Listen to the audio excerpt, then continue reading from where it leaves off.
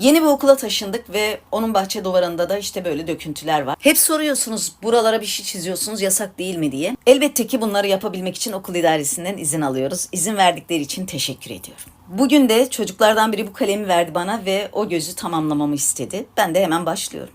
Bir ara yerde gözüme böyle bir şey ilişti. Bakayım dedim yazıyor mu? Yazıyormuş. Gördüğünüz gibi minik kalemimle işte böyle şeyler yaptım. Sonra da elimle şöyle şeyler yaptım.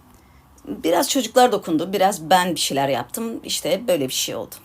Dedik daha bitmedi herhalde. Onun için kalemi bıraktım. Tam o sırada çocuklardan biri yerden kalemi aldı. Resmi çerçeveleyip üstüne de ikimizin kalbini çizdi ve